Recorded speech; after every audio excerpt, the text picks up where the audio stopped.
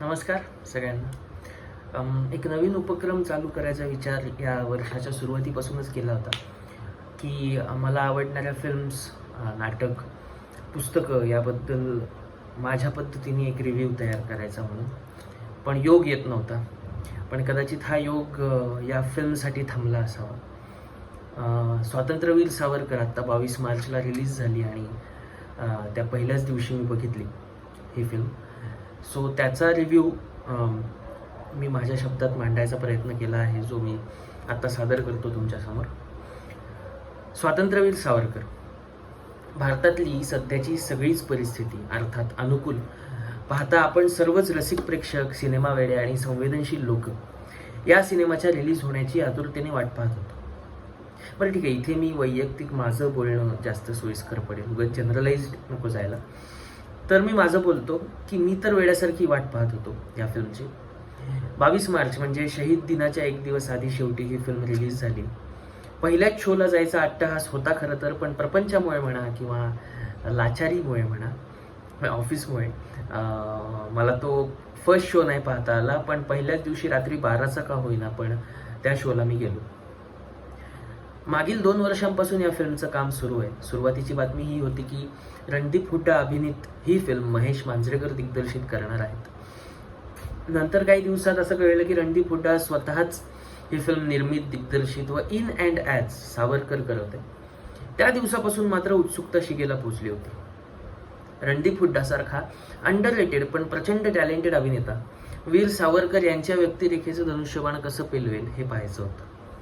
ही film बघितल्यावर एक गोष्ट कळते की ही फिल्म हुड्डाने खूप मनापासून आणि योग्य तो अभ्यास, रिसर्च आणि समर्पक वाचन सावरकरांबद्दलचं हे करून बनवली, हे लगेच बघून लक्षात येतं.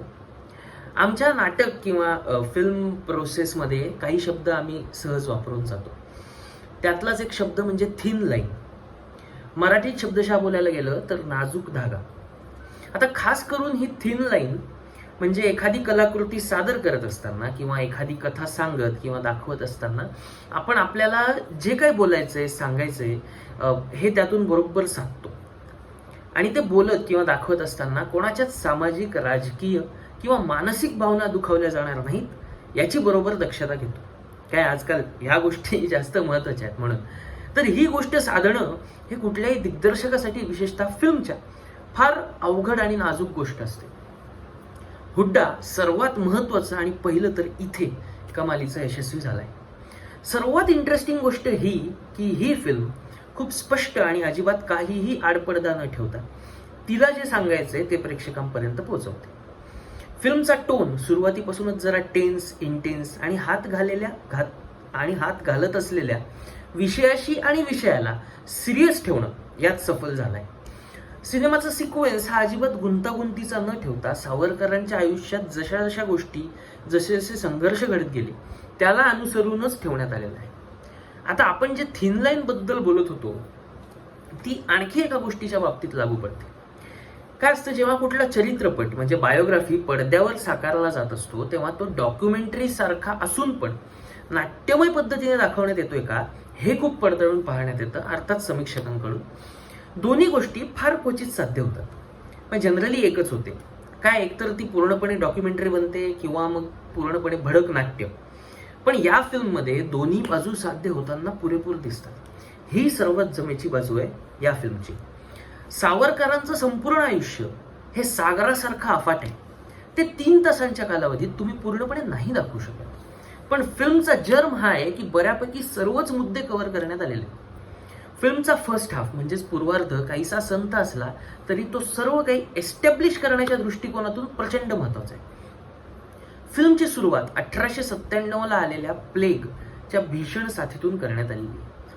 त्यानंतर घडत गेलेले सावरकर, त्यांचं तरुणपण, लंडनला जाऊन त्यांचे कायदे आणि त्यांची कार्यपद्धती शिकून घेण्याची इच्छा आणि त्यामागची त्यांची आपल्या राष्ट्राला घेऊन असलेली दूरदृष्टी, त्यांची फर्ग्युसनमधली काही वर्ष, त्यानंतरची लंडनमधली इंडिया हाऊसमधील धिंगरा, कामा, श्यामजी वर्मा यांच्यासोबत करण्यात आलेली क्रांती आणि त्याची पाळीमुळं, ते त्यांचा अंदमानमधील प्रवास, हा सगळा पूर्वार्ध आहे फिल्मचा. यामध्ये चाफेकर बंधू, अनंत कान्हेरे, खुदिराम बोस यांचे फाशीचे प्रसंग हे सर्व खूप उत्तम पद्धतीने दाखवण्यात आलेले आहेत. काइंड ऑफ आर्टिस्टिक पद्धतीने दाखवण्यात आलेले आहेत असं आपण म्हणू. फिल्म कशी आहे, ही फिल्म कशी आहे हे हुड्डा त्याच्या शैलीत 2 प्रसंगातून खूप प्रभावीपणे दाखवून देतो. ते म्हणजे सुरुवातीला फिल्मचं नाव यायच्या आधी भगतसिंग वर कॅमेरा जातो आणि त्याला विचारण्यात येतं की भगत, या सगळ्याची सुरुवात कुठून झाली. तेव्हा भगतसिंग जे उत्तर देतात तो वाला प्रसंग आणि फिल्मचा इंटरव्हलचा प्रसंग. इंटरव्हलचा प्रसंग हा इतका कमालीचा सिम्बॉलिक आणि प्रभावी आहे की इंटरव्हल का करण्यात आली असं वाटतं. केवळ अप्रतिम. यातलं सिम्बॉलिझम ज्याला कळलं त्याला कळलं आणि ते सब्जेक्टिव्ह आहे असं मला वाटतं. ते त्या माणसाच्या परसेप्शननी तो माणूस ते सिम्बॉलिझम घेईल. पण इंटरव्हलचा प्रसंग खूप कमाल आहे. फिल्मचा उत्तरार्ध म्हणजेच सेकंड हाफ हा सर्वात जास्त प्रभावी आहे. हुड्डाने त्याच्या अभिनयाने सावरकरांची काळ्या पाण्याची शिक्षेची दाहकता अगदी जिवंत केली आहे. जेवढं कौतुक करावं तेवढं कमी आहे. सेकंड हाफमध्ये इतके प्रसंग अंगावर काटा येण्यासारखे आहेत की ते जर मी सांगत बसलो तर किती लिहू आणि किती नाही असं होईल. आणि वरून मला कुठलाच स्पॉइलर द्यायचा नाही या फिल्मच्या बाबतीत. फक्त 3 प्रसंगाबद्दल मी बोलतो जे माझ्या थेट हृदयाला भेटले आणि इथे हुड्डा अभिनेता, निर्माता आणि दिग्दर्शक म्हणून मला वेड्यासारखा भावला. सगळ्यात पहिला, अंदमानमध्ये जेव्हा 2 भावांची अचानक भेट होते. आपले विनायक दामोदर सावरकर आणि त्यांचे भाऊ यांची जेव्हा अचानक भेट होते त्यानंतर हुड्डाने जे हावभाव दिलेत ते फार कमाल आहेत. सावरकरांना जेव्हा अंदमानला भेट द्यायला आलेल्या अधिकाऱ्याकडून हे विचारण्यात येतं की सावरकर, मी तुमच्यासाठी काय करू शकतो, तेव्हा समोर चविष्ट केक असूनही सावरकर जेव्हा त्या अधिकाऱ्याला लेखणी आणि पेपर मागतात तेव्हाचा हुड्डाचा अभिनय खूपच कमाल आहे. आणि तिसरा आणि सगळ्यात महत्त्वाचा, जिथे मी फुटलो अक्षरशः, जेव्हा सावरकर शिक्षा पूर्ण करून घरी येतात. अर्थात ते अंडर हाऊस अरेस्टच असतात, पण घरी येऊन जेव्हा ते जेवायला बसतात आणि ताटात आपल्या बायकोने केलेली भाकरी आणि भाजी बघतात तेव्हाचा हुड्डाचा हेलावून टाकणारा, घराबाहेर जाऊन फोडलेला आणि दाबलेला हंबरडा काटा येतो अंगावर. खूपच कमाल. फिल्मबद्दल बोलायला गेलं तर सगळ्यात कमाल जमली आहे ती कास्टिंग. टिळक, बोस, जिना, गांधी, नेहरू, सावरकरांचं कुटुंब म्हणजे त्यांची बायको, त्यांचे 2 भाऊ, त्यांची वहिनी,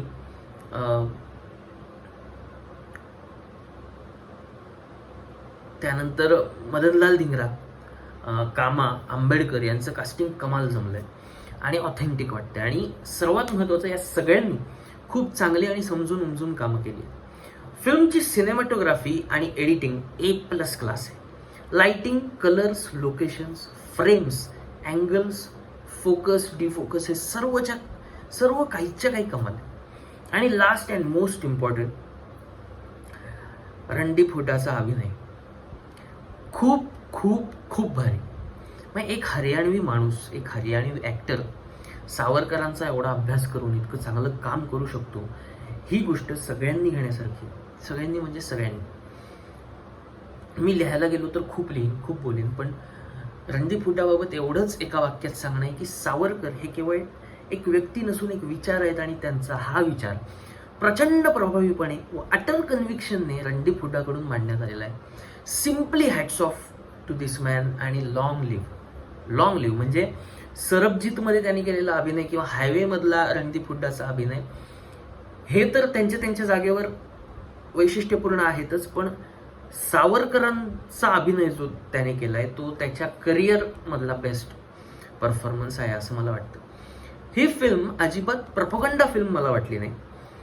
हे सत्य जेवढं भेदक आणि कडू आहे सावरकरांबाबतीतलं, जे दाबण्यात आलेलं आहे किंवा जे पूर्णपणे पुढे नाही येऊ देण्यात आले किंवा जे हिस्ट्रीत दाखवण्यात आलेलं आहे, ते आत्ता या क्षणाला लोकांसमोर येणं खूप गरजेचं होतं आणि ते आलंय. या फिल्मला जास्तीत जास्त रिस्पॉन्स मिळावा आणि तो मिळणार ही मला खात्री आहे. मी किती वेळेला पाहिन हे मलाच माहिती नाही. आणि हे विधान करताना मला अजिबात काही वावगं वाटत नाही की पुढील वर्षी भारताकडून ऑस्कर्सला ऑफिशियल एंट्री या फिल्मची असायला हवी. इतकी कमाल ही फिल्म करण्यात आलेली आहे. सावरकर सोबतच कुणाल खेमूची मडगाव एक्सप्रेस नावाची एक फिल्म रिलीज झाली. त्याचं या दोन्ही फिल्मचं कलेक्शन जेव्हा मी बघत होतो तेव्हा सावरकरांचा पहिला फर्स्ट डेचं कलेक्शन 1.25 कोटी आहे आणि at the same time Madgaon एक्सप्रेसचं फर्स्ट डेचं कलेक्शन 1.5 कोटीच्या आसपास आहे. तर जास्तीत जास्त माउथ पब्लिसिटीनी ही फिल्म लोकांपर्यंत पोहोचावी सावरकर, असं मला वाटतंय. अखंड भारतचा नारा आणि सावरकरांचं हिंदुत्व अमर राहो. History is not the truth. वंदे मातरम. जय हिंद. जय सावरकर. धन्यवाद. तुम्हाला हा रिव्ह्यू आवडला असेल आणि असेच माझ्याकडून चांगल्या चांगल्या फिल्मबद्दल किंवा इतर बऱ्याच गोष्टींबाबतीत जर रिव्ह्यू ऐकायचे असतील तर माझ्या या यूट्यूब चॅनलला प्लीज लाईक करा, शेअर करा आणि सबस्क्राईब करा. हे जुनं चॅनल आहे पण काहीतरी या चॅनलवर नवीन मी माझ्या पद्धतीने घेऊन यावं. मला माझ्या आजूबाजूला काय गोष्टी घडत आहेत किंवा त्याबद्दल माझा आउटलुक काय, माझे मुद्दे काय आहेत, अगदीच खूप अगेन थिन लाईनवर ठेवून हे मला तुमच्यासमोर मांडायला जास्तीत जास्त आवडेल. आणि यूट्यूब हे नॉलेजेबल माध्यम असल्या कारणामुळे यूट्यूबला मी हे टाकतोय. सो प्लीज प्रेम दाखवा आणि फिल्मला पण प्रेम दाखवा आणि या रिव्ह्यूला पण प्रेम दाखवा. आय होप हा रिव्ह्यू इतका फिरेल की तो त्या टीमपर्यंत पोहोचेल. नाही पोहोचला तरी मी माझं काम करत राहीनच. पण धन्यवाद पूर्ण ऐकल्याबद्दल आणि परत भेटूयात. Thank you so much.